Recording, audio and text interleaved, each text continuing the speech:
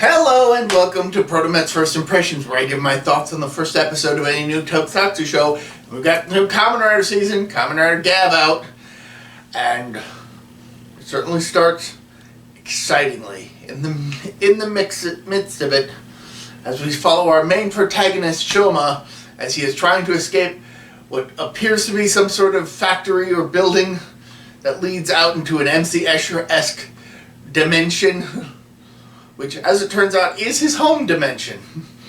Because when he arrives, kind of by accident, in the human world, he is in awe of everything around him. But that's after he's found passed out on a beach because he basically fell out of an airplane. But he's found by a little kid who takes him to a secret base after he rescues the boy from being hit by a truck in a way that does remind me of like other stories. Like clearly Shoma gets hit by the truck and the truck is the one that yields to him. It's like an anti-isekai. It's something that I've seen in other works to demonstrate, yes, this character is a lot stronger than a normal human. So it's not original, but I'm okay with it. Because hey, for once we're actually showing right off the bat that this main character isn't a human, which is somewhat unusual for the Kamen Rider series at this point. I'm legitimately trying to think of a past instance where it's revealed that the main character isn't a human. He does eventually reveal to the kid that he is of a race known as the Granute, though he does also casually mention that his mom is from the human world. And he eats candy because he's never had candy because he's from another world. He eats the candy and then minions pop out of his stomach mouth because apparently the Granute have mouths on their stomachs for some reason. I'm sure there's going to be a reason revealed, but for right now it's just like, okay, they've got mouths on their stomachs, okay? And his one is special according to the monster that shows up later, but like I said, a bunch of minions pop out of his stomach, which are basically like toy candy products that kind of remind me of kind of like grab bag mini figure type toys that were prevalent during, I want to say, the 80s and 90s. They're probably still pretty prevalent today. The kind where you'll grab a package off of a store shelf and then open it up and find out which ones you got. Admittedly, these minions of his do also kind of remind me of Illumination's minions, but this is a kid's show, so it's fine. I'm okay with that.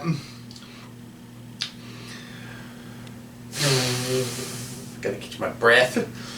But we also learn that this one reporter guy is investigating a mysterious disappearance that he suspects is a murder, but I mean, he's got like no evidence outside of, oh, this is mighty suspicious, and I don't know if that's going to actually be relevant to the plot of the show ongoing, or if that's just introducing him as a potentially conspiracy nut, just kind of overthinking things or whatever.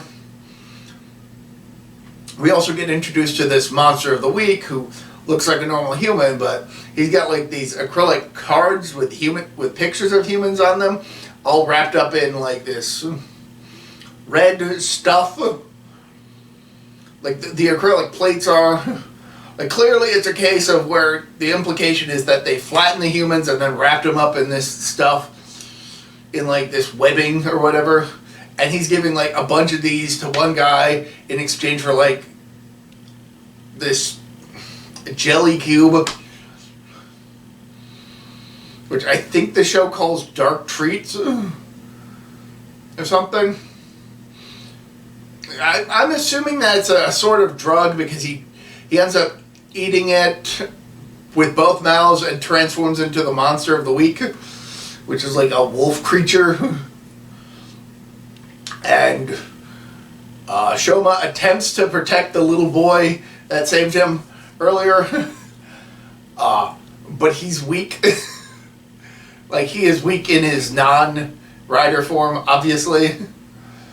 But then the minions just, like, swarm around him and it's like, hey, you gotta eat us. And he grabs one and almost eats it with his regular mouth. It's like, no, no. And then they're like, no, use the other mouth. The one that is very clearly based on the... It's got a handle like the Build driver from Kamen Rider Build. But it's got like a mouth. Which, cool, yeah. Again, I kind of wish that they had these little minion things like in the 90s. I probably would have tried to buy them up. They look so cool. I'm an old man now. But anyway, he uses that and transforms into the gummy armored Kamen Rider Gavv. Also, apparently the mouths in the stomachs are also called Gavs, so that's where that comes from. That's the origin for Kamen Rider Gavv's name. It's coming from the name of his second mouth.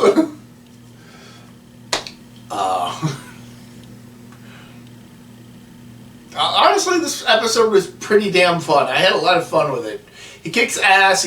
We show that the gummy armor is, like, you know, flexible to actually absorb the impact from the attacks, but that doesn't necessarily mean that all his attacks are going to land successfully, and it doesn't necessarily mean that he won't take damage, but he uses some of the other minions in his Gavv device to, like, say, harden his armor or give him more armor or whatever. One gives him a giant foot, which allows him to launch his finisher against the monster of the week. Another one pulls out like an ATV. And then later he uses like that same minion to create a motorcycle. Because, like, oh, so that's what motorcycles look in this world. Can you look like that? But, like, at the end of the fight, when he wins, it is revealed that at the very least the minion he was using at that time does die. Like, we see the little ghost fly out of it. So it does indicate that he's got a limited supply of these, but the fact that they just kind of came out of him en masse after eating snacks could indicate that he has the potential to replenish his minions or even create new ones based on the things that he eats. And that's another thing that I think would have made these cool things to collect back in the day. Because you've got, like, different types of candy and snacks. I know the next episode preview is showing he's going to have like a chip for him. You can get, like, color variants with, like, different powers based on the type of flavor of snack. Different varieties of snacks have different abilities. It honestly has a lot of potential, and I'm genuinely looking forward to seeing how things go. Though he does reveal to the little boy whose mother had shown up during the midst of the fight and kind of pulled the boy to safety, even though the boy knew that he was safe because one of the monsters that the mom saw was actually the hero. But the mom viewed him as a monster because she didn't know what was going on. But it does indicate that Shoma is going to be trying to, at the very least, try and hide his identity as a Kamen Rider for the time being, which is a good return to why they're even called masked riders in the first place.